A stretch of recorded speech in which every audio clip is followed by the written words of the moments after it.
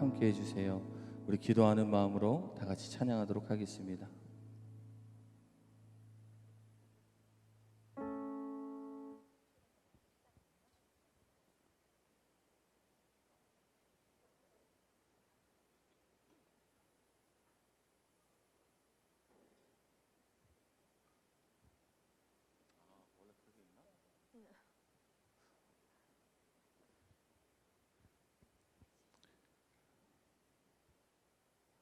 지금 바로 시작해야 됩니까?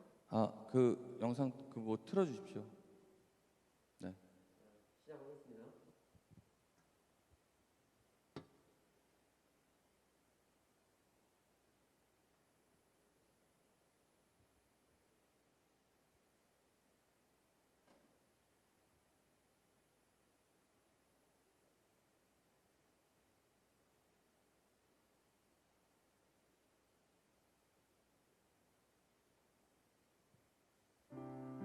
대전 삼성성결교회 언택트 온라인 예배 준비 6단계.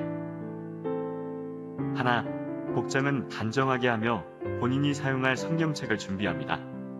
둘, 가족이 함께 온라인 예배를 드릴 때는 시작 10분 전에 스마트폰보다 큰 화면을 준비합니다. 셋, 헌금은 출석하는 교회 온라인 계좌로 정성껏 봉헌합니다. 넷, 온라인 예배 참석자는 댓글로 이름을 남깁니다. 다섯, 온라인 예배 후에는 가족들과 함께 받은 은혜를 나눕니다. 여섯, 코로나19의 빠른 종식과 치유, 회복을 위해 기도합니다.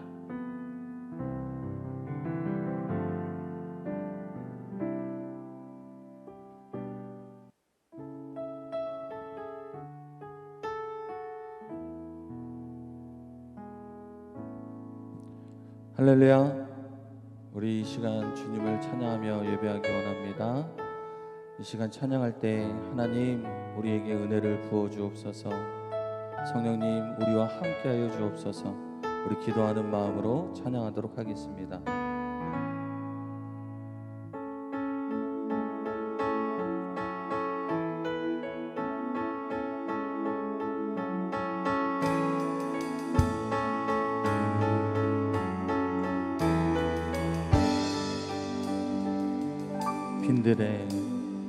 빈들의 마른 풀같이 시들은 나의 영혼 주님의 허락한 성령 간절히 기다리네. 가물어 메마른 땅에 단비를 내리시듯 성령의 단비를 부어 새 생명 주옵소서.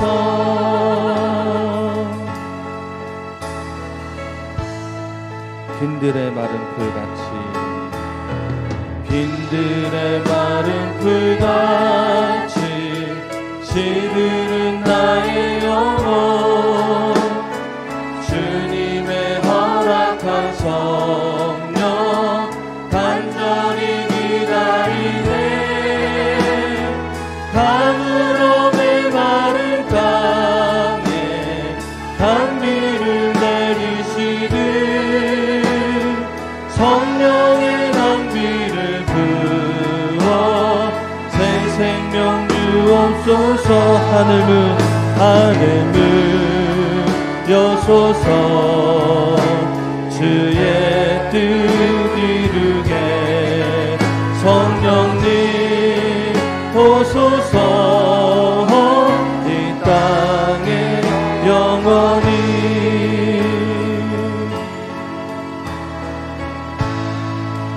반가운 빗소리 들려 반가운 빗소리 들려 산천이 춤을 추네. 봄비로 내리는 성령 내게도 주옵소서. 가물어 메마른 땅에 단비를 내리시듯 아멘. 성령의 단비를 부어 새 생명 주옵소서. 참되신 사랑의 언약 참되신 사랑의 언약 어길 수 있사오랴. 오늘의 흡족한 은혜 주실 줄 믿습니다. 아멘. 가물어 메마른 땅에 단비를 내리시듯 성령의 단비를 부어 새 생명 주옵소서. 하늘문 여소서. 주의 뜻 이루게 성령님 오소서. 이 땅에 영원 하늘문 여소서. 아멘. 주의 뜻 이루게 성령님 오소서. 이 땅에 영원 하늘문 여소서. 주의 뜻 이루게 성령님 오소서. 이 땅에 영원 은혜로다.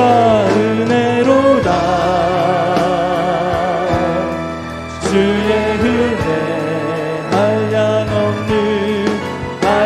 없는 주의 은혜로다.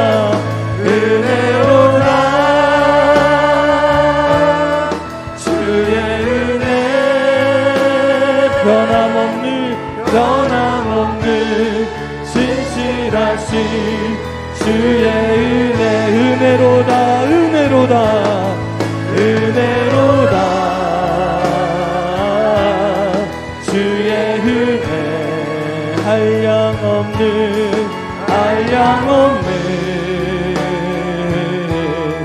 주의 은혜로다.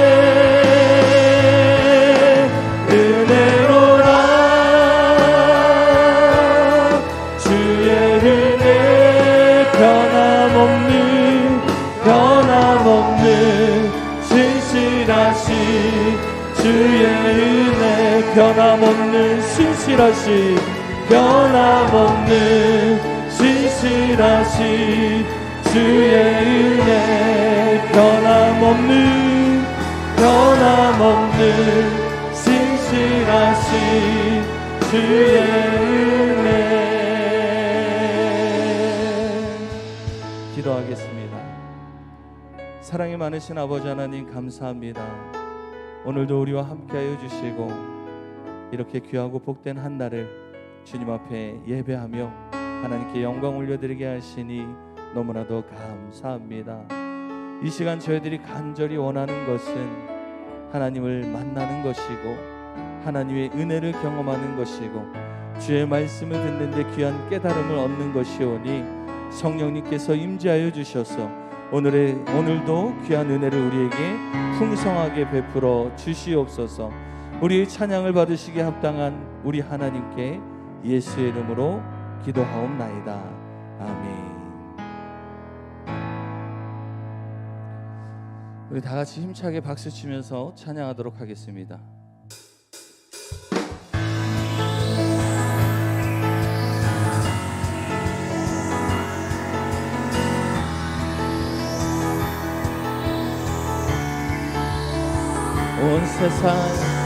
온 세상 창조주 온 세상 구원자 모든 것 이기신 능력의 하나 온 세상 창조주 온 세상 구원자 모든 것 이기신 능력의 하나 모든 만물 주를 찬양해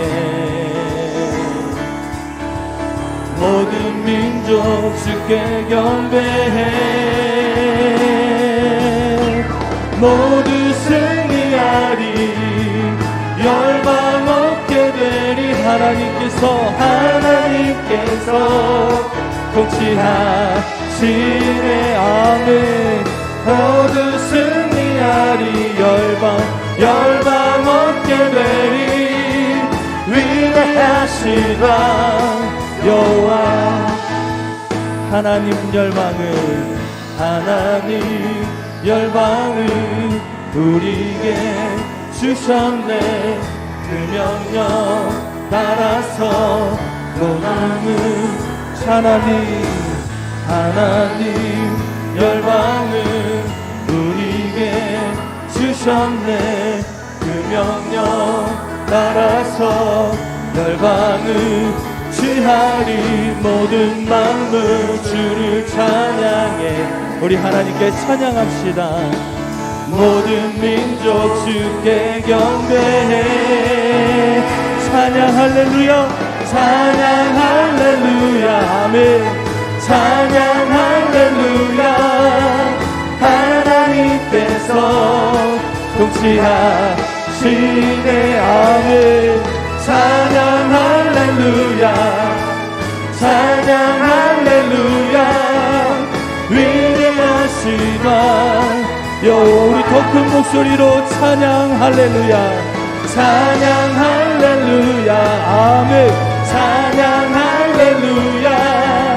하나님께서 통치하시네. 찬양 할렐루야. 찬양 할렐루야. 위대하신 왕 여호와. 찬양하세. 찬양하세. 찬양하세. 왕께 소리 높여 찬양 드리세. 찬양합시다. 찬양하세. 찬양하세. 왕께 소리 높여 찬양. 우리 목소리 높여서 찬양합시다. 찬양하세. 아멘. 찬양하세. 왕께 소리 높여 찬양 드리세. 찬양하세. 찬양하세. 찬양하세. 왕께 소리 높여 찬양 드리세. 찬양받기에 합당하신 주님. 언제나 동일하신 주. 무릎 꿇고서 주 이름 외치세. 예수 나의 왕. 예수 나의 왕. 예수 나의 왕. 아멘. 찬양받기에 합당하신 주님. 언제나 동일하신 주. 무릎 꿇고서 주 이름 외치세. 예수 나의 왕. 예수 나의 왕. 예수 나의 왕. 아멘. 참 반가운 성도여 다 이리 와서 베들레헴 성 안에 가봅시. 저 구유에 누이신 아기를 보고 엎드려 절하세. 엎드려 절하세. 구주나 저 천사여 찬송을 높이 불러서 이 광활한 천지에 울리어. 주 하나님 앞에는 영광을 돌려 엎드려 절하세. 엎드려 절하세. 구주나 이 세상에 주께서 탄생할 때에 참신과 참 사랑을 되시려고 동정녀의 몸에서 나시었으니 엎드려 절하세 엎드려 절하세 엎드려 절하세 구주나 여호와의 말씀이 육신을 입어 날 구원할 구주가 되셨던 늘 감사한 찬송을 주 앞에 드려 엎드려 절하세 엎드려 절하세 엎드려 절하세 구주 나 엎드려 절하세 엎드려 절하세 엎드려 절하세 구주 나 엎드려 절하세 엎드려 절하세 엎드려 절하세 구주 나셨네. 우리 하나님께 영광의 박수 올려드리겠습니다. 할렐루야.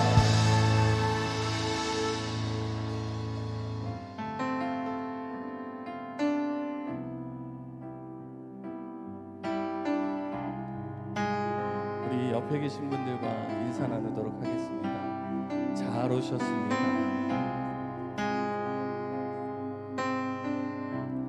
할렐루야.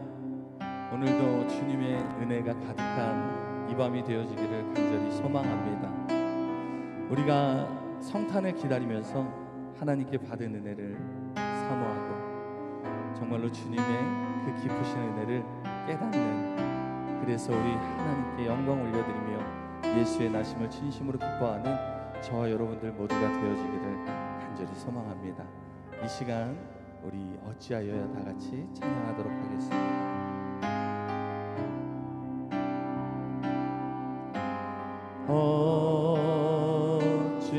어찌하여야 그 크신 은혜 갚으리 무슨 말로써 그 사랑 참 감사하리요. 하늘에 정은 천사라도 나의 마음 모르리라. 나 이제 새 소망이 있음을 주님의 은혜라. 우리 다시 한번 찬양합니다. 어찌하여야 그 크신 은혜, 그 크신 은혜 갚으리 무슨 말로써 그 사랑 참 감사하리요. 하늘에 천군 천사라도 나의 마음 모르리라. 나 이제 새 소망이 있음을 주님의 은혜라. 하나님께 영광, 하나님께 영광, 하나님께 영광, 하나님께 영광. 날 사랑하신 주 그 피로 날 구하사, 그 피로 날 구하사 죄에서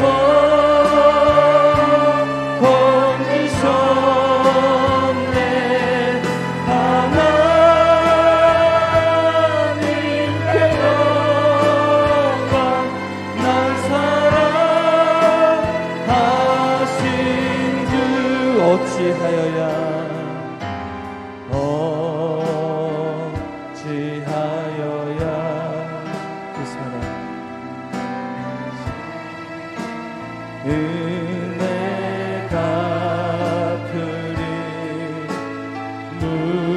무슨 말로써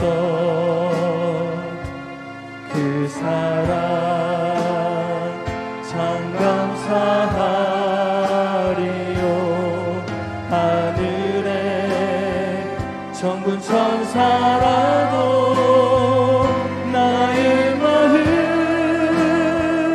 모르리라. 나 이제 새 소망이 있음을 주님의 은혜라. 하나님께 영광, 하나님께 영광,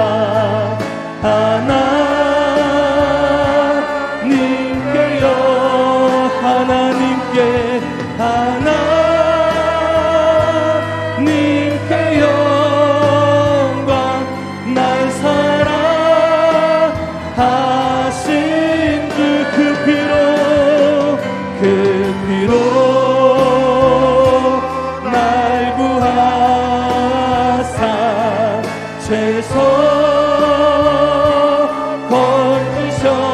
건지셨네. 하나님께 영광. 날 사랑하신 그 바치리라. 모든 나의 일생을 주님께 세상 영광 새보리로 돌려 우리 두 손 들고 찬양합니다. 그 피로 날 구하사 죄서 건지셔.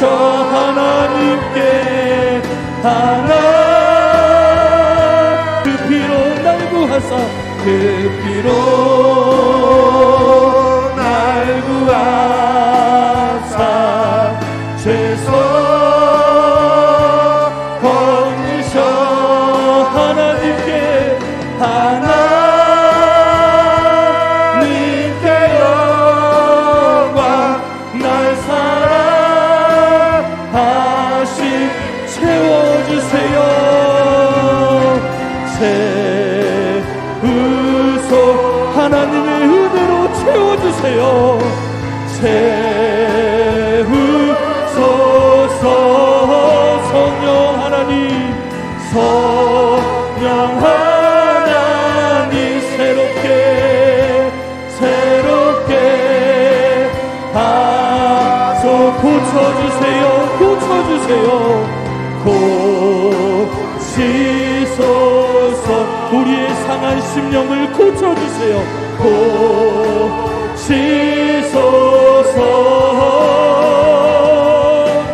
성령 하나님 나를 고쳐주세요. 나를 고치소서. 받아주세요. 받으소. 우리의 예배를 받아주세요. 받으소서.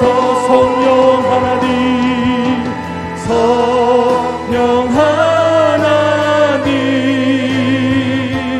나를 받으소. 받아주세요.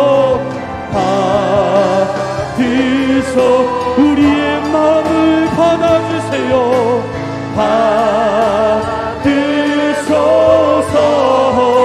받으소서. 성령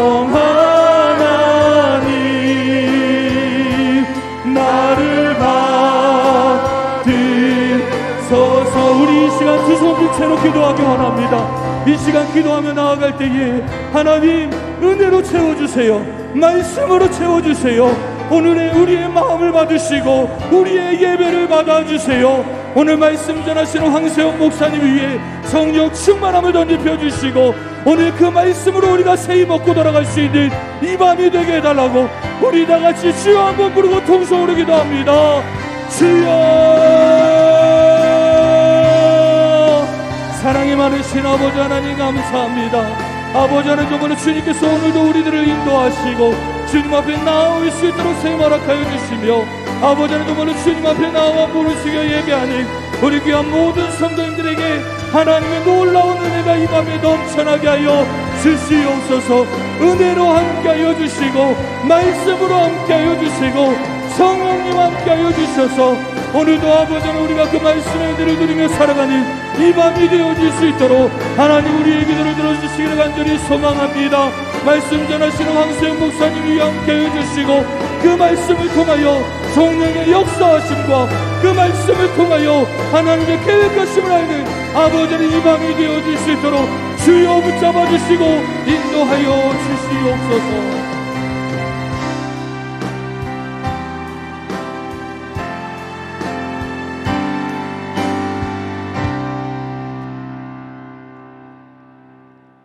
사랑의 하나님 감사를 드립니다. 이 시간 찬양 예배로 하나님께 영광 돌리게 하시니 감사를 드립니다.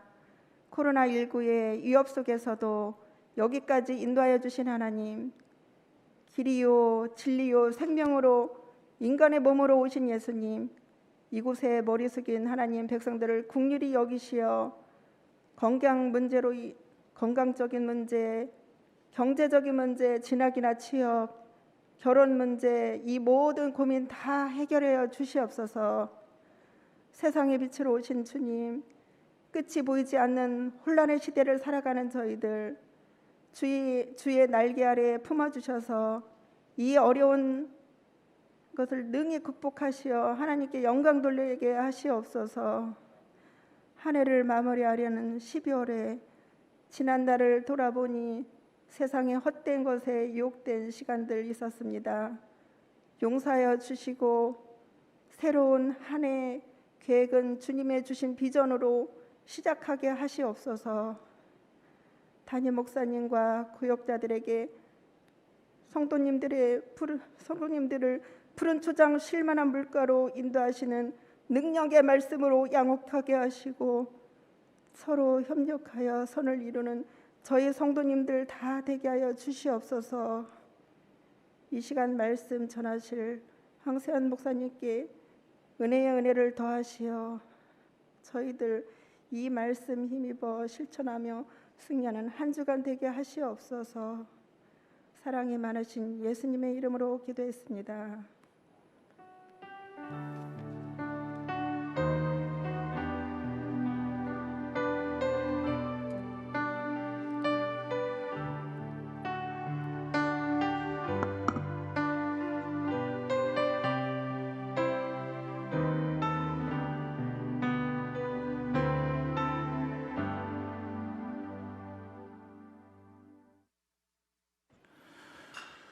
오늘 우리에게 주시는 하나님의 말씀은 마태복음 2장 1절에서 6절까지 말씀입니다.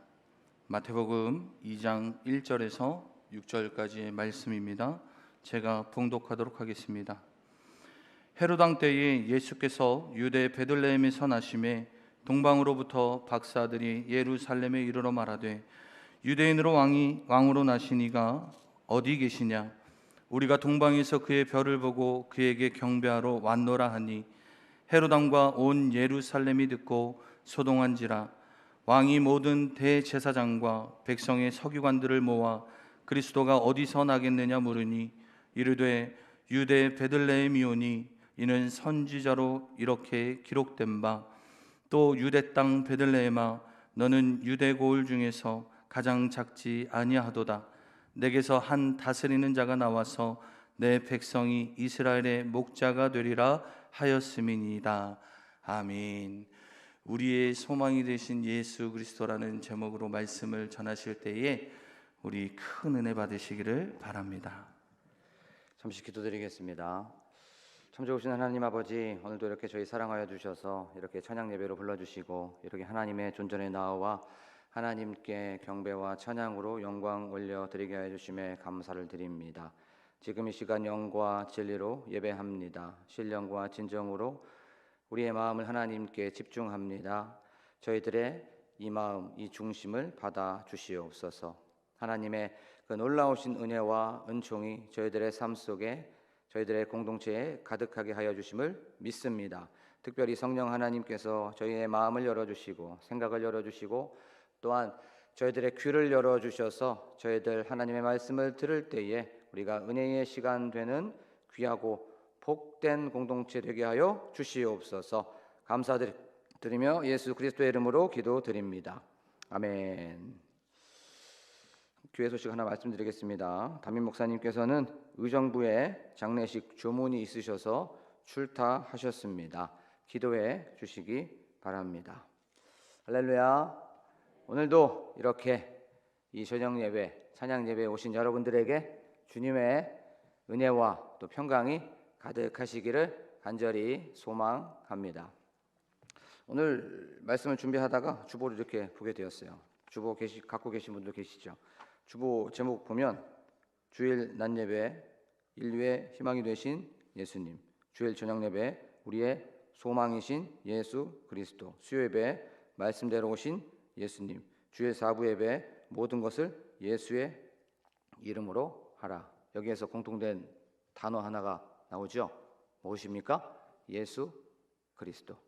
우리의 삶 속에 늘 예수 그리스도가 우리의 주인이 되어 주시고 우리의 구주가 되어 주시고 우리의 구원자가 되어 주신다는 것을 믿으면서 나아가는 저와 여러분이 되기를 간절히 소망합니다. 우리는 너무나도 잘 아는 이 본문을 통해서 우리의 소망이신 예수 그리스도라고 하는 제목으로 말씀을 한번 살펴보도록 하겠습니다. 오늘 1절 말씀에 보면 이렇게 말씀하고 있어요. 헤롯 왕 때에라고 성경은 말씀하고 있습니다. 헤롯 왕 때에, 우리가 쉽게 그냥 넘어갈 수 있는 그냥 이름이고 또 본문입니다. 그런데 마태복음의 저자 마태는 왜 헤롯 왕 때라고 저 마태복음 2장 1절을 먼저 설명하면서 시작할 수 있는지를 한번 곰곰이 한번 생각해 봐야 됩니다. 우리가 다 아는 것처럼 예수님께서 태어나셨을 때의 왕은 헤롯 대왕이었습니다. 그렇죠? 그리고 나서 이 헤롯 대왕에게는 아들들이 있었어요. 가문을 우리가 알 수가 있었습니다. 예수님이 태어나시고 이제 헤롯 대왕이 죽게 됩니다. 그리고 나서 헤롯 아들 3명이 남쪽 이스라엘, 중간 이스라엘, 또 위에 이스라엘을 다스리게 됩니다. 그걸 분봉왕이라고 하죠. 그래서 갈릴리 북동쪽에는 헤롯 빌립이 다스리고 있었고, 그리고 갈릴리 이 중간 지역에는 헤롯 안티파스라고 하는, 성경에서 보면 헤롯 안디바가 다스리고 있었습니다. 그리고 남쪽에는 헤롯 아켈라오가 다스리고 있었어요. 사진을 한번 띄워 보시면 그렇게 보일 겁니다. 이런 가문이 있었습니다. 자, 그러면 헤롯이라는 그 가문이 있었다는 건 실제로 헤롯은 존재했었고, 헤롯은 팩트였고, 헤롯은 사실이었고, 헤롯은 레알이었다는 것을 알 수가 있어요. 그렇죠? 그러면 마태복음에서 헤롯이 살아 있었다면, 예수 그리스도가 그때 태어나셨다면, 헤롯이 진짜고 헤롯의 가문이 있었다고, 헤롯이 사실이라면 곧 예수 그리스도도 무엇입니까? 사실이라는 거예요. 믿습니까? 맞죠? 사람들이 헤롯 당시에 예수 그리스도가 태어나셨다는 그 사실을 믿지 못했다는 것이에요. 그리고 나서 예수 그리스도가 실존했어? 라고 하고 그렇게 의심하고 있는 상황 속에서 바로 예수 그리스도는 팩트고 진짜라는 것을 알 수가 있습니다. 자, 그러면 예수 그리스도께서 팩트고 진짜고 사실이고 역사라면 예수 그리스도께서 하셨던 성육신도 진짜고, 그 다음에 가르치시고 전파하시고 병든 자를 고치시고, 그리고 가장 하이라이트인 십자가에서 죽음과 사망과 두려움과 염려와 고난과 시련과 고통, 아픔, 슬픔, 눈물, 이 모든 것들을 십자가에 못 박고 죽으셨다는 것, 그것 또한 사실입니다. 믿습니까? 그리고 나서 부활하심으로 말미암아 이 모든 것들을 승리하신 날이 바로 부활이라는 것이에요. 그렇죠? 자, 그러면 여기에서 중요한 게 있습니다. 헤롯이 사실이었고 헤롯이 팩트였다면 예수 그리스도도 역사적인 인물이라는 것이에요. 자, 그렇다면 이게 왜 중요하냐면 예수 그리스도께서 지금도 여전히 살아계시고 앞으로도 영원히 살아계시기 때문에 십자가에서 죽음과 사망과 고통과 염려와 시련과 환난과 고난과 슬픔과 아통과 애통과 환난, 이 모든 것들을 십자가에 못 박았다는 것이 지금 또한 계속적으로 역사가 이루어지고 있다는 것이에요. 그렇죠? 그러면 지난 일주일 동안 우리의 삶 속에서 염려와 근심과 걱정과 부정적인 것들, 악한 것들 이미 예수 그리스도께서 십자가에 다 못 박은 줄로 믿습니다. 역사적인 사실이기 때문에, 예수 그리스도는 팩트이시기 때문에 우리가 지난 일주일 동안 내 마음속을 억눌리고 있었고, 내 마음속에 근심이 있었고, 내 마음속에 끊임없이 어려움이 있었던 이 모든 것들을 예수 그리스도께서 십자가에 이미 다 못 박으셨다는 거예요. 그게 굉장히 중요합니다. 그리고 나서 그 예수 그리스도께서 지금 우리와 여전히 함께 계신다는 거예요. 2000년 전에만 계셨던 그 예수 그리스도가 아니라 지금 여전히 오늘 현재 여기에서 우리와 함께하여 주시고 우리에게 위로 주시고 우리에게 능력 주시고 우리에게 권능을 주시는 그 예수 그리스도가 살아 역사하시는 게 바로 이 자리라는 것이에요. 그렇기 때문에 예수 그리스도는 우리에게 소망이 될 수밖에 없다는 것입니다. 그렇죠? 지난 일주일 동안의 삶, 그리고 여전히 우리의 삶 속에서 예수 그리스도는 우리에게 승리를 주십니다. 우리에게 능력을 주십니다. 우리의 삶 속에서는 이런 거예요. 어떤 거냐면 우리가 시험 문제를 풀 때 시험 문제가 어렵고 또 생각이 나지 않을 때가 많이 있죠. 근데 우리는 시험 문제를 풀 때 답안지를 풀고 갖고 푸는 사람입니다. 그것이 무엇입니까? 예수 그리스도의 십자가. 이 십자가를 딱 답안지라로 놓고, 그래, 내가 염려가 있을 때마다, 내가 두려움이 있을 때마다, 내가 불안함이 있을 때마다 어떻게 하든지 간에 십자가를 꺼내보는 거예요. 그래서 그 십자가 속에서 예수 그리스도께서 당하신 그 고통, 고난, 나도 당해야지 라고 하면서 우리가 그것을 다시 한번 기억해보고, 내가 염려가 있고 불안함이 있다면 예수 그리스도께서 십자가에서 이 모든 것들 다 밟아 이기셨지 라고 하면서 다시 한번 십자가를 꺼내보시는 것입니다. 그래서 십자가가 모든 것의 출발점입니다. 믿습니까? 내가 불안함이 있고 두려움이 있고 문제가 있을 때마다 끊임없이 생각해야 되는 건 바로 십자가입니다. 십자가에서부터 다시 시작하고, 십자가에서 다시 출발하고, 십자가에서 다시 원점으로 다시 한번 일어나는 저와 여러분이 되기를 간절히 소망합니다. 그래서 예수 그리스도는 우리의 소망이 되신다는 거예요. 자, 그러면 두 번째 한번 또 말씀을 한번 볼게요. 헤롯 왕 때에라고 성경은 말씀하고 있어요. 1절 말씀에 보면. 자, 그러면 예수님께서는 왜 헤롯 왕 때에 오셔야만 했을까요? 왜? 그 전에 알렉산더 대왕이 제국을 다 크게 했었을 때, 다스리고 많은 속국이 있었을 때 그때 오셔도 됐는데 왜 굳이 헤롯 왕 때에 오셨을까요? 그리고 한 100년, 한 200년 있다가 오셔도 되는데 굳이 이 헤롯 왕 때에 오셔야만 했을까요? 저번 주에 담임 목사님의 설교를 잘 들으신 분들은 이 답을 아실 거예요. 그 당시 헤롯 왕 당시에 패권을 쥐고 있었던 제국이 하나 있었죠. 그 제국이 로마 제국이었습니다.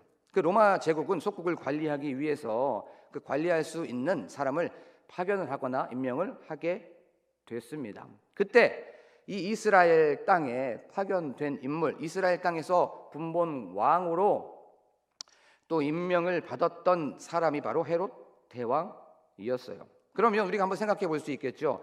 그 당시에 로마가 어떤 국제적인 상황에서 패권을 잡고 있었는지. 첫 번째, 예수 그리스도가 요 헤롯 왕 때 그리고 헤롯 대왕 때 올 수밖에 없었던 이유가 크게 세 가지로 구분될 수가 있어요. 첫 번째는 언어가 통일되어 있었습니다. 그렇죠? 그리스도라고 하는 이 헬라어로 통일이 되어 있었습니다. 지금 대부분 나라가 영어로, 우리가 어디를 나가도 영어로 소통이 가능해요. 그렇죠? 그것처럼 로마라는 곳에 복음이 떨어지기만 한다면 이 헬라어로 인하여서 복음이 쉽게 전파될 수가 있었어요. 두 번째, 바로 길이 통일되어 있었습니다. 도로가 통일되어 있었어요. 모든 도로는 어디로 통한다? 로마로 통한다라고 하는 그런 이야기를 우리가 너무나도 잘 알 것입니다. 그러면 로마에 복음이 전해지기만 한다면 거기에서 경제적이든 아니면 어떤 사상적이든 아니면 문화적이든 그 안에서 만약에 이방인들이 아니면 로마인들이 복음을 듣고 자국으로 돌아가게 되겠죠. 그러면 당연히 복음을 가지고 자국으로 가는데 훨씬 더 유용했을 것이에요. 그리고 세 번째, 전쟁이 통일되어 있었습니다. 그 당시에 전쟁이 통일되어 있었다는 건 평화로 통일되어 있었다는 거예요. 한 예를 한번 들어볼게요. 원래 로마가 전쟁을 하게 되면 야누스 신전이 있습니다. 그 야누스 신전에서 신전문이 열려서 거기서 예배를 드려야만 했었어요. 하지만 그때 예수 그리스도께서 탄생하셨을 그때는 로마의 야누스 신전이 굳게 닫혀 있었어요. 그것이 무엇입니까? 그때는 전쟁이 끊어져 있었던 상태, 종식되어 있었던 상태, 팍스 로마라고 하죠. 평화가 공존해 있었던, 평화가 있었던 상태가 바로 그때였던 거예요. 자, 한번 정리해 볼까요? 언어가 그리스어로 통일되어 있었고, 도로가 한 곳으로 통일되어 있었고, 전쟁과 평화가 통일되어 있었어요. 그래서 그때 예수님이 딱 오신다면 복음이 전파가 될 수 있는 최적의 시간이 바로 헤롯 대왕이었다는 거예요. 그때가 헤롯 대왕 때였습니다. 이것이 우리에게 주는 메시지가 있죠. 그것이 무엇입니까? 하나님께서는 가장 좋은 시간에, 가장 좋은 때에, 가장 좋은 방법으로 가장 좋은 것을 주셨다는 거예요. 그렇죠? 그러면 이걸 우리에게 적용해 볼까요?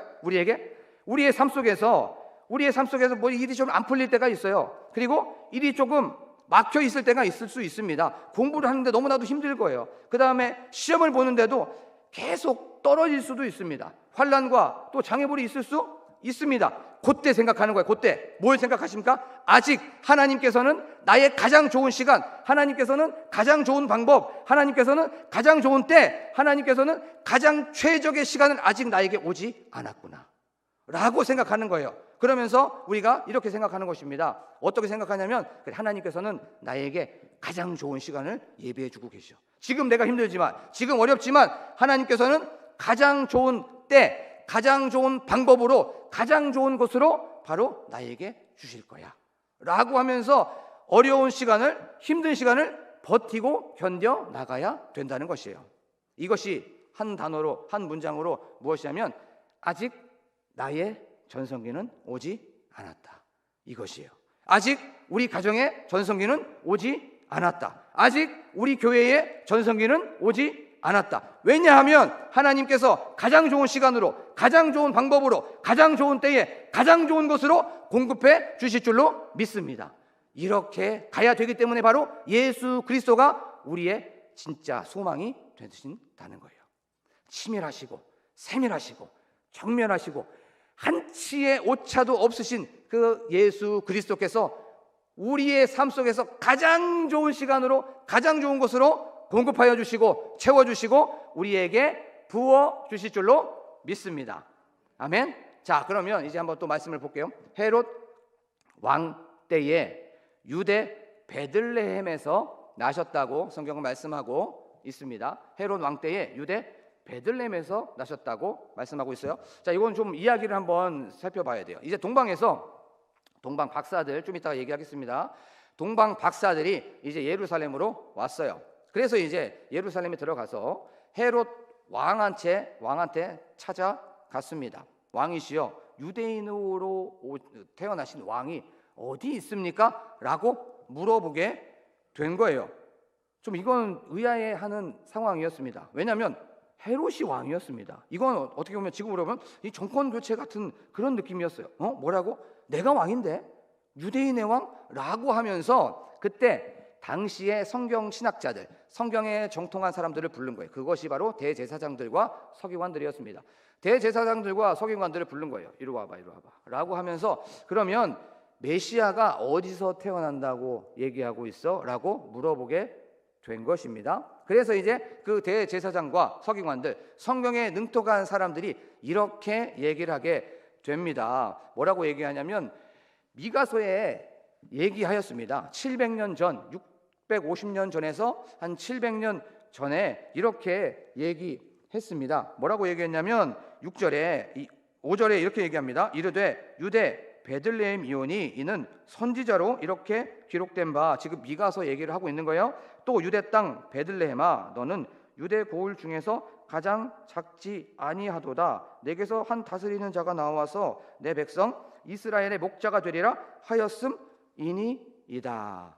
아멘. 그래요. 예수님께서 메시아로 오신다고, 그리스도로 오신다고 미가 선지자가 650년 전, 약 700년 전에 예언했던 것이 이루어졌습니다. 맞죠? 말씀이 이루어진 거예요. 말씀이 성취된 것입니다. 그렇죠? 예수 그리스도께서는 말씀을 성취하시는 분이라는 거예요. 예수 그리스도께서는 말씀을 이루시는 분이라는 거예요. 말씀을 따라 행하셨고 말씀대로 행하셨습니다. 그러면 여기에서 우리에게 주는 메시지가 하나 있습니다. 그것이 무엇입니까? 예수님께서는 승천하시면서 제자들에게 말씀하여 주셨습니다. 뭐라고 하냐면 가라, 너희는 가서 아버지와 아들과 성령의 이름으로 세례를 베풀고 내가 너희에게 분부한 모든 것을 가르쳐 지키게 해. 볼지어다 내가 너희와 항상 함께 할 거야 라고 하면서 승천하셨어요. 그러면 한번 생각해 보십시오. 예수님께서 제자들에게 했던 그 말씀, 내가 너희와 함께 할 거야 라고 하는 그 말씀, 예수님 말씀을 늘 성취하시는 분이기 때문에, 말씀대로 행하시기 때문에 지금 이 자리에 여기에 우리와 늘 함께 하시는 줄로 믿습니다. 그렇죠? 우리에게 장애물이 있고 우리에게 염려가 있고 우리에게 문제가 있을 때 그 말씀을 성취하시는 그 예수 그리스도를 바라보는 거예요. 그러면서 그래, 예수님은 말씀을 성취하는 분이시지, 말씀을 이루시는 분이시지, 지금 내가 외롭고 지금 내가 고독함이 있다면 예수님이 나와 함께 하시잖아. 왜냐하면 예수님은 말씀을 이루시는 분이시기 때문에, 말씀을 성취하시는 분이기 때문에, 말씀을 따라 일하시는 분이시기 때문에, 그래, 예수님이 나와 함께 하시잖아. 근데 내가 왜 불안해하고 있지? 왜 예수님이 나와 함께 계시는데 내가 왜 염려하고 있지? 예수님이 함께 계시는데 내가 왜 고독해하고 있지? 하면서 말씀을 끊임없이 생각해 보는 거예요. 그 말씀이 무엇입니까? 말씀을 성취하시는 예수 그리스도, 말씀을 이루시는 예수 그리스도, 그 예수 그리스도가 우리와 함께 하시기 때문에 바로 우리의 산 소망이 되신다는 거예요. 믿습니까? 이 말씀을 끊임없이 생각해야 됩니다. 예수님은 말씀을 성취하시는 분. 그러면 예수님이 나와 함께 하시기 때문에, 그 예수님이 나와 함께 하시는데 그 예수님이 어떤 분이시지? 통치자이시고 창조주이시고 처음이요 나중이시고 시작이고 끝이신 그분인데, 모든 것을 경영해 가시고 모든 것을 섭리해 가시는 그분인데, 그분이 나와 함께 하시는데 내가 누구를 두려워하고 내가 무엇을 염려한단 말입니까? 그렇죠? 이것을 생각해 보는 거예요. 그것을 늘 기억하는 것입니다. 이 예배당에 모여서 사랑하는 우리 삼성교회 성도 여러분, 예수 그리스도가 지금 현재 오늘 여러분들과 함께 하시는 줄로 믿습니다. 왜냐하면 예수님은 그 말씀을 이루신다고 약속해 주셨기 때문에 그렇습니다. 자, 그러면 말씀을 좀 더 한번 들어가 볼게요. 6절 말씀에 보면 이렇게 말씀하고 있어요. 또 유대 땅 베들레헴아 너는 유대 고을 중에서 가장 작지 아니하도다라고 성경은 말씀하고 있어요. 실제로 베들레헴은 별 볼 일 없는 곳이었어요. 시골이었습니다. 그 다음에 주목받지 못하는 곳이었어요. 주목받는 곳은 예루살렘이었죠. 그런데 베들레헴은 그렇게 주목을 받지도 못했고 또 촌동네였습니다. 그리고 작은 마을이었고 작은 동네였어요. 그런데 성경에서는 뭐라고 있습니까? 가장 작지 아니하도다. 가장 작지 아니하도다. 팩트는 가장 작고 별 볼 일 없고 촌동네였고 주목받지 못하는 그곳이었지만 너는 작지 않아. 너는 거기에서 초라하지 않아. 너는 거기서 별 볼 일 없지 않아. 왜냐하면 그곳에서 이 세상을 다스릴 수 있는 목자 예수 그리스도가 태어나시기 때문에, 그곳에 목자 예수 그리스도가 거기에서 탄생하셨기 때문에 너는 작지 않아 라고 말씀하시는 거예요. 이 말씀을 이제 우리가 받는 거예요. 이 말씀을 우리가 세상에서 초라해 보일 수 있어요. 세상의 관점으로 봤을 때, 세상에서 관점으로 봤을 때 우리가 작아질 수 있단 말이에요. 우리가 세상에서 관점으로 봤을 때 거기에서 별 볼 일 없을 수 있습니다. 그때 말씀을 생각하는 것입니다. 너는 작지 아니하도다. 너는 가장 작지 아니하도다. 세상에서 봤을 때는 우리가 초라해 볼 수 있고, 세상에서 봤을 때, 세상의 스펙으로 봤을 때는 우리가 작을 수 있어요. 하지만 하나님의 관점으로 봤을 때는 우리는 작지 않습니다. 왜냐하면 하나님이 우리와 함께 하시기 때문에, 예수 그리스도가 나와 지금 여기에서 함께 하시기 때문에 우리는 결코 작지 않습니다. 믿습니까? 그래서 예수 그리스도는 우리의 소망이 되신다는 거예요.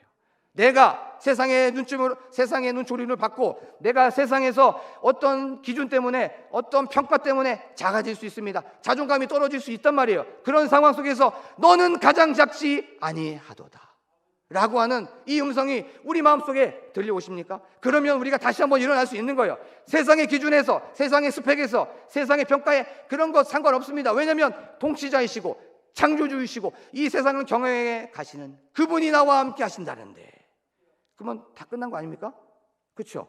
우리의 믿음을 다시 한번 점검해보고 우리의 소망이신 예수 그리스도를 바라보는 저와 여러분이 되기를 간절히 소망합니다. 자, 이제 동쪽에서부터가 중요합니다. 하이라이트입니다. 이제부터가 이 동쪽이라는 게 굉장히 중요해요. 그냥 동쪽에서 동방 박사들이 왔구나 라고 생각할 수 있습니다. 그렇죠? 근데 왜 동쪽에서 왔을까요? 왜?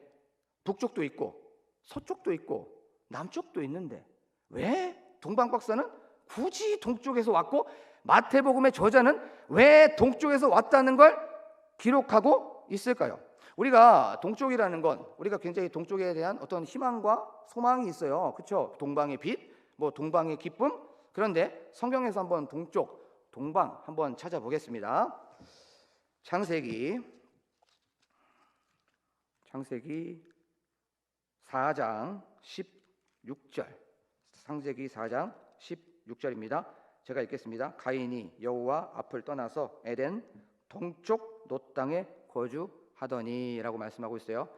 아벨을 죽이고 하나님을 떠나고 하나님을 등지고 하나님을 배신해서 간 곳이 동쪽이었습니다. 자, 창세기 11장 2절. 11장 2절에 보면 1절부터 읽겠습니다. 온 땅의 언어가 하나요 말이 하나였더라. 이에 그들이 동방으로 옮기다가 신할 평지를 만나 거기 거류하며 라고 성경은 말씀하고 있어요. 이 11장은 바벨론 사건이 있는 곳입니다. 있는 장입니다. 그러면 이 11장은 바벨론에서 자기들의 이름을 쌓고 자기들을 드높이려고 하고 교만의 극치를 보였던 곳이 동쪽이었어요. 자, 그리고 창세기 25장 6절 25장 6절 5절부터 읽겠습니다. 아브라함이 이삭에게 자기의 모든 소유를 주었고 6절에 보면 자기 서자들에게도 재산을 주어, 서자들에게도 지금 재산을 준 겁니다. 자기 생전에 그들로 하여금 자기 아들 이삭을 떠나 동방 곧 동쪽 땅으로 가게 하였더라 라고 성경은 말씀하고 있습니다. 약속과는 상관없는 사람들이 있었던 곳, 그곳이 바로 동쪽이었어요. 그리고 이사야서 2장 6절에 보면은 이렇게 말씀하고 있습니다. 주께서 주의 백성 야곱 족속을 버리셨음은 그들에게 동방 풍속이 가득하며 그들이 블레셋 사람들 같이 점을 치며 이방인과 더불어 손을 잡아 언약하였음이라.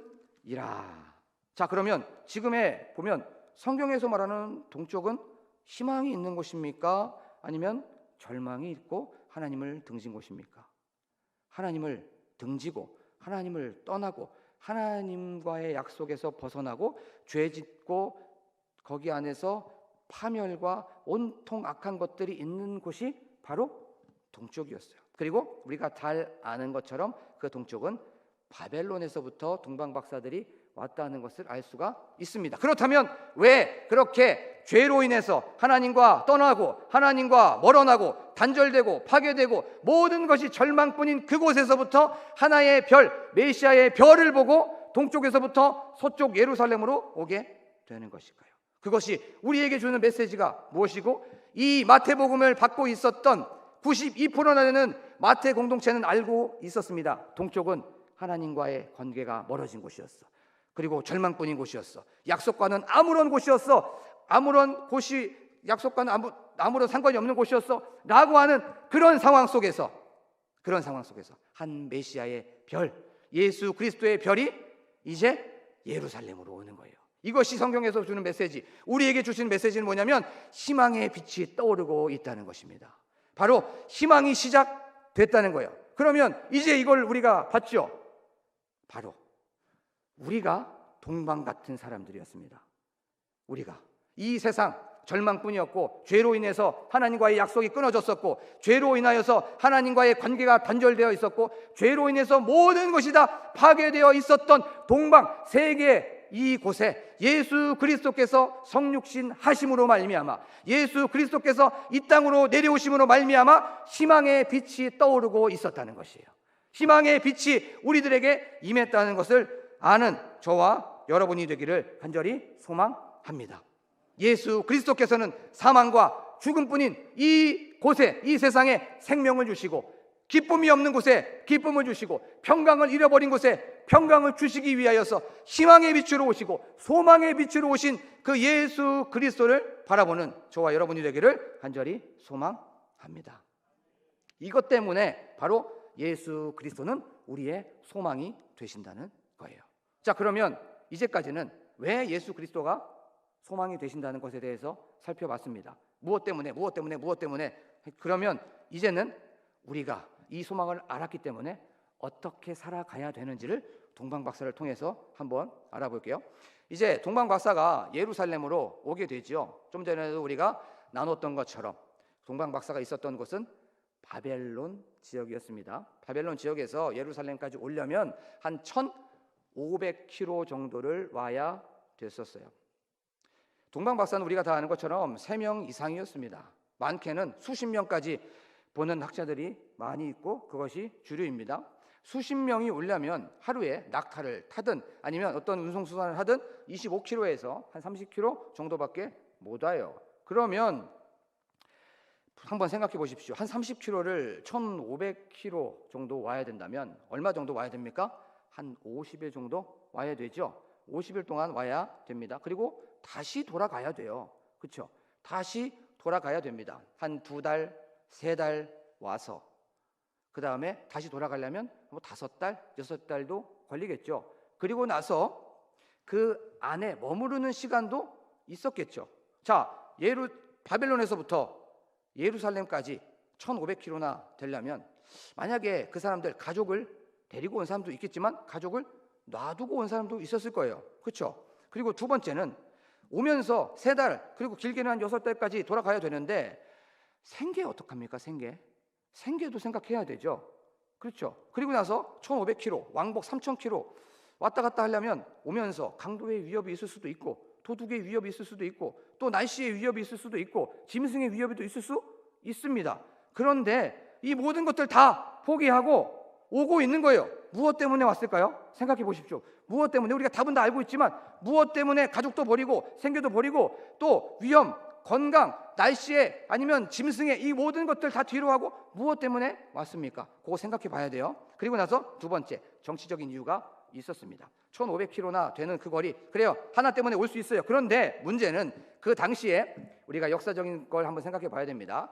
1세기에 로마라는 제국이 유럽과 아시아와 아프리카를 다스리고 있었어요. 그런데 반대, 아시아 거의 대부분은 한쪽 파르티아라고 하는 제국이 다스리고 있었습니다.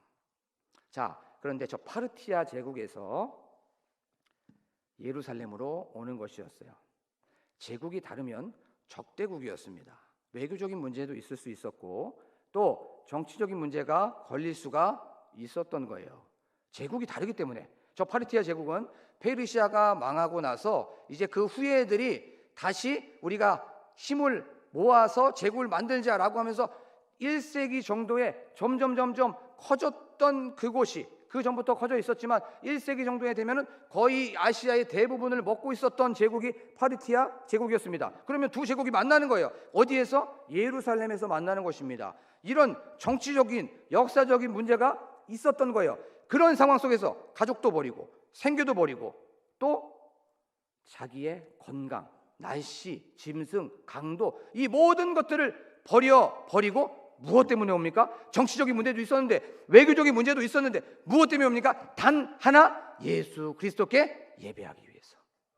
그 마음을 우리가 알아가는 것입니다. 그 마음을 우리가 생각해 보는 거예요. 그런데 이거 여기에 계신 분들 비슷한 상황 아닙니까? 저는 그렇게 생각했어요. 예배당에 오기 전까지 지금 가족과 함께 계시는 분도 있지만 가족은 지금 집에 계시는 분도 있어요. 그렇죠? 그리고 두 번째, 예배 드리기 위하여서 지금 장사를 안 하시는 분들도 계시고 사업장을 쉬고 계시는 분들도 있습니다.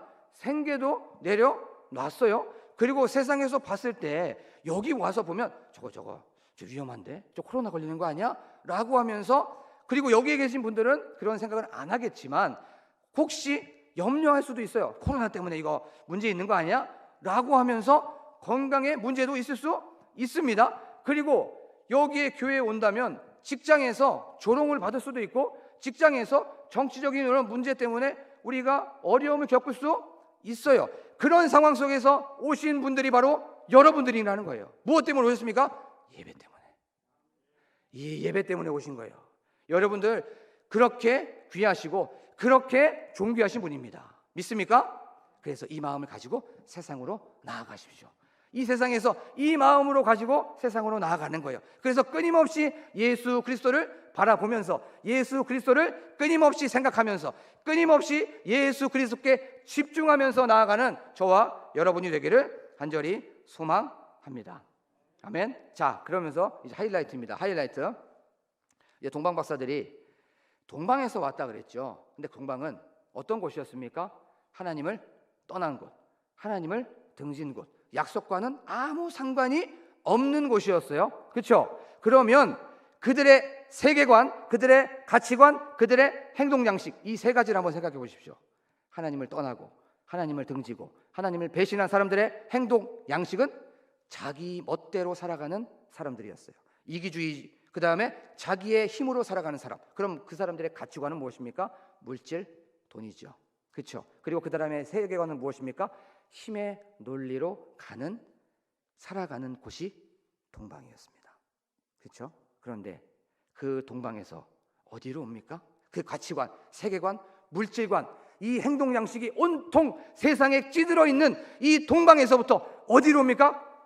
베들레헴으로 오는 거예요. 그럼 베들레헴의 가치관은 무엇입니까? 베들레헴의 가치관, 예수 그리스도.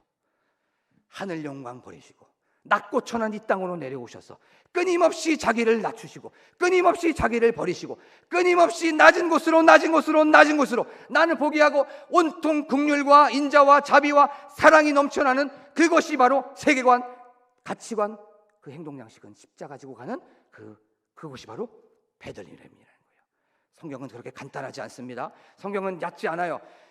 동방이라는 그 너무나도 죄악된 이곳에서 어디로 동방 박사가 오고 있습니까? 베들레헴으로 오고 있는 거예요. 베들레헴으로. 세상의 논리와 세상의 힘과 물질과 돈이 지배되어 있는 이 동방에서, 하나님을 떠나 있는 이곳에서 어디로?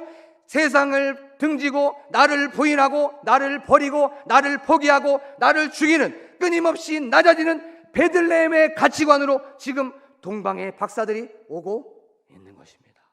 이걸 우리에게 말씀해 주고 있는 거예요. 너네들 세상에서 어떻게 살아가야 되는지 아니? 너네들 지난 일주일 동안 세상의 논리와 세상의 힘과 세상의 물질과 끊임없이 너희들로 살았다면 이제는 그 동방의 가치관으로 사는 것이 아니라, 동방의 물질관으로 사는 것이 아니라, 동방의 세계관으로 사는 것이 아니라, 동방의 가치관으로 사는 것이 아니라 끊임없이 베들레헴으로 가치관, 이 예수 그리스도의 가치관으로 살아야 돼.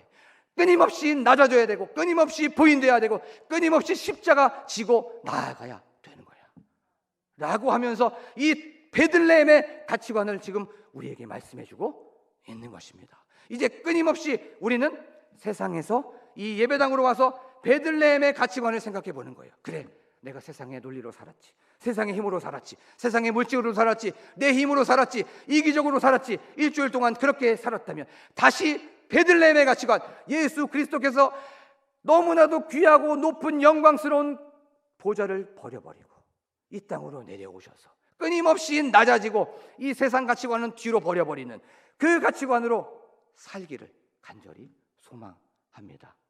아멘. 이걸 말해주고 있는 거예요. 그리고 조금 더 나아가서 이제 베들레헴에서 어디로 나아갑니까? 동방 박사들이 다시 자기들이 살고 있었던 동방으로 갑니다. 베들레헴의 가치관을 가지고 여기 안에서 물질관과 세계관과 가치관과 행동 양식인 십자가를 가지고 어디로 갑니까? 동방으로 가는 거예요. 하나님이 없는 곳, 세상인 그곳, 하나님과의 약속부터 멀어진 그 동방으로 갑니다. 그런데 베들레헴에서 누굴 만났습니까? 예수님을 만났어요. 예수님을 만난 사람들의 공통점은 반드시 하나가 있습니다. 가서 전한다는 거예요. 예수님을 만나면 반드시 이 안에 생명이 들어오기 때문에, 다시 한번 또 다른 세계관이 완전히 뒤바뀌기 때문에 가서 어떻게 합니까? 가서 전합니다. 베들레헴으로 가치원으로 무장되었던 동방 박사들은 이제 동방으로 가서 하나님이 없는 곳에서, 하나님과 약속이 떨어진 곳에서, 하나님과 단절된 곳에서 뭘 했을까요? 내가 예수 그리스도를 만났다고, 내가 진정한 왕을 만났다고, 내가 생명의 주님을 만났다고 전하지 않았을까요? 이제 우리가 이 예배당에서 베들레헴의 가치관을 가지고, 예수 그리스도의 세계관을 가지고, 예수 그리스도의 눈을 가지고 어디로 갑니까? 동방, 세상으로 나아가는 거예요. 세상으로 나아가서 어떻게 나아가야 됩니까? 십자가의 삶을 보여줘야 되는 것입니다. 이게 바로 우리들의 삶의 이유라는 것이에요. 동방 박사, 그냥 예전 2000년 전에 예수님을 경배하기 위해서 동방에서 와서 예수님께 황금과 몰약과 유향 드리고 돌아갔던 그것이 아니라, 하나님과 약속에서 멀어졌던 그들이 철저하게 세상적인 가치관으로 있었던 그곳에서 베들레헴 가치관으로 다시 한번 바뀌어지게 되고, 바뀌어졌던 그곳에서 다시 하나님의 약속과 멀어졌던 그곳으로 돌아가서 베들레헴의 가치관으로 살아갔던 그 모습을 이제 우리에게 말씀해주고 있는 것입니다. 사랑하는 삼성교회 성도 여러분, 우리 베들레헴으로 가치관으로 예수 그리스도 낮아지시고 포기하시고 자기 자신을 끝까지 버리시면서 한 사람을 사랑하셨던 그 긍휼과 인자함과 자비하심으로 나아가는 저와 여러분이 되기를 간절히 소망합니다. 지금 이 시간 말씀을 기억하시면서 우리가 기도하길 원합니다. 하나님, 저희들 예수 그리스도가 우리의 소망이라는 것 고백합니다. 하나님, 우리의 삶 속에 늘 팩트로 다가오시고 십자가 상에서 우리의 염려와 근심과 두려움과 우리의 걱정 모든 것을 다 못 박으셨습니다. 이것을 못 박으셨기 때문에 지금도 여전히 살아계셔서 우리의 염려와 근심과 걱정과 두려움 다 못 박아주신 줄로 믿습니다. 그렇기 때문에 예수 그리스도는 우리의 소망이십니다. 하나님, 또한 예수 그리스도께서는 우리에게 가장 좋은 것을 주십니다. 가장 최적화된 것을 주십니다. 아직 우리의 전성기는 오지 않았습니다. 우리의 교회의 전성기는 오지 않았습니다. 우리 가정의 정성기는 오지 않았습니다. 예수 그리스도께서 가장 좋은 것으로 채워주시려고 하시기 때문에, 가장 좋은 시간을 주시기 때문에, 가장 좋은 때를 준비하여 주셨기 때문에 우리의 전성기는 아직 오지 않았습니다. 하나님, 예수 그리스도께서는 우리에게 말씀을 성취하십니다. 그 성취하시는 말씀은 우리와 함께 하십니다. 창조주이시고 창조주이신 뿐더러 통치자이시고 이 모든 것들을 경영해 가시는 섭리자이신 그 주님께서 우리와 함께 하십니다. 주님과 함께 하시기 때문에 우리는 가장 작지 않습니다. 세상에서 봤을 때 우리는 미련해 보일 수도 있고 작아 보일 수 있고 그 기준을 보았을 때 우리는 초라해 보일 수 있지만 가장 작지 아니하도다 라고 말씀하여 주십니다. 하나님, 우리가 이제 베들레헴의 가치관으로 살아갑니다. 낮고 천한 이 땅으로 내려오셔서 자기를 부인하시고 자기를 버리시고 예수 그리스도께는 끊임없이 십자가에서 우리를 사랑하시는 그 사랑, 베들레헴의 가치관을 가지고 이제 동방으로 가게 됩니다. 세상으로 가게 됩니다. 하나님 아버지, 저희들 이 가치관으로 나아가게 하여 주시옵소서. 세상의 가치관을 버려버리고 예수 그리스도의 가치관, 예수 그리스도의 세계관으로 십자가 지고 나아가겠습니다 라고 지금 이 시간 주여 한번 부르고 기도합니다. 주여! 하나님 아버지, 감사합니다. 오늘도 이렇게 저희 사랑하여 주셔서 이렇게 귀한 말씀을 주심에 감사합니다. 하나님 아버지, 저희들 지난 일주일 동안의 삶을 살아봅니다. 생각해봅니다. 하나님 아버지여, 지금 이 시간 저희들과 함께하여 주심을 믿습니다. 하나님 아버지여, 저희들 지난 일주일 동안의 삶 속에 염려와 근심과 두려움과 불안함이 있었다면 하나님 아버지여, 저희들의 삶 속에 이 모든 것들을 십자가에 못 박으신 예수 그리스도가 지금도 여전히 살아계신다는 것 아버지 하나님이여 기억하게 하여 주시옵소서. 하나님 아버지여, 그분이 나와 함께 하십니다. 그분이 우리와 영원토록 함께 하십니다. 말씀을 성취하시고 말씀을 이루시고 하나님 아버지께서 주시는 그 말씀대로 하시는 분이 예수 그리스도라는 것을 고백합니다. 하나님 아버지, 지금 이 시간 저희들과 영원토록 함께 하시는 그 주님을 바라봅니다. 하나님 아버지여, 또한 저희들이 하나님께서 주시는 놀라우신 능력으로 거듭습니다. 나는 가장 작지 않습니다. 나는 초라하지 않습니다. 나는 별 볼 일 없지 않습니다. 왜냐하면 예수 그리스도께서 나와 함께 하시고 우리와 함께 하시기 때문에 그렇습니다. 하나님 아버지, 저희들이 이런 존재입니다. 하나님 아버지여, 저희들 하나님께서 주시는 그 놀라우신 은혜로 나아가게 하여 주시옵소서. 하나님 아버지, 우리가 지난 일주일 동안의 삶 속에 예루살렘을 바라보면서 베들레헴의 가치관으로 살지 않았다면, 하나님 아버지, 우리가 베들레헴에서 태어나신 낮고 천한 이 땅으로 내려오신, 끊임없이 낮아지시고 끊임없이 자기를 부인하시고 끊임없이 자기를 포기하신 예수 그리스도의 가치관으로 나아가게 하여 주시옵소서. 동방으로 나아가게 됩니다. 하나님, 그곳에서 세계로 나아가게 되었을 때에, 세상으로 나아가게 되었을 때에, 하나님이 없는 곳에, 하나님이 사라진 곳에, 약속과는 멀어진 곳에 하나님 복음을 전하러 갑니다. 하나님 아버지와 저희들에게 담대함 주시고 저희들에게 능력 허락하여 주시옵소서. 하나님, 그리하여서 주님을 바라보게 하시고 어떠한 상황 속에서도 십자가 지고 가게 하여 주시옵소서. 어떠한 상황 속에서도 주님을 바라보게 하여 주시옵소서. 어떠한 상황 속에서도 우리가 예수 그리스도의 십자가를 바라보며 나아가는 저희들이 될 수 있도록 하나님 아버지 도와 주시옵소서. 그리하여서 주님께서 주시는 놀라우신 능력으로 덧입는 저희들이 될 수 있도록 하나님 아버지 도와 주시옵소서. 그 하나님을 기대합니다. 하나님을 바라볼 수 있도록 도와주심에 하나님 감사를 드립니다. 하나님 아버지, 저희들에게 하나님의 능력으로 덧입혀 주실 줄로 믿습니다. 하나님 도와 주시옵소서. 고마우신 하나님 아버지, 오늘도 이렇게 저희 사랑하여 주셔서 이 자리로 불러주심에 감사를 드립니다. 하나님, 오늘 말씀을 통하여서 우리가 다시 한번 점검해 볼 수 있도록 도와주신 것 감사합니다. 하나님 아버지, 저희들의 삶 속에 늘 두려움과 염려가 있을 수 있습니다. 항상 우리 마음속에, 또 우리의 상황 속에, 또 우리의 삶 속에는 늘 장애물과 염려가, 또한 문제와 어려움들이 있을 수 있습니다. 그때마다 나와 함께 하시는 예수 그리스도를 바라보면서 나아가 승리하는 삶을 살 수 있도록 도와주시옵소서. 이제는 더 이상 세상의 가치관을 살아가지 않고 베들레헴으로 오셨던, 베들레헴에서 낮고 천한 이 땅으로 오셨던 예수 그리스도의 그 마음을 품고 나아가 이 세상에서 십자가 지고 나아가는 저희들이 될 수 있도록 도와주시옵소서. 하나님께 예물 드린 손길이 있습니다. 이 예물 드린 손길에게 주님의 한량없으신 은혜와 은총으로 덧입혀 주시옵소서. 하늘의 신령한 은혜로 덧입혀 주시옵시고 땅의 기름진 은혜로 덧입혀 주셔서 그의 삶 속이 늘 시온의 때로처럼 활짝 열려지게 하여 주실 줄로 믿습니다. 감사드리며 예수 그리스도의 이름으로 기도드립니다. 아멘. 하늘에 계신 우리 아버지, 아버지의 이름을 거룩하게 하시며 아버지의 나라가 오게 하시며 아버지의 뜻이 하늘에서와 같이 땅에서도 이루어지게 하소서. 오늘 우리에게 일용할 양식을 주시고 우리가 우리에게 잘못한 사람을 용서하여 준 것 같이 우리 죄를 용서하여 주시고 우리를 시험에 빠지지 않게 하시고 악에서 구하소서. 나라와 권능과 영광이 영원히 아버지의 것입니다. 아멘.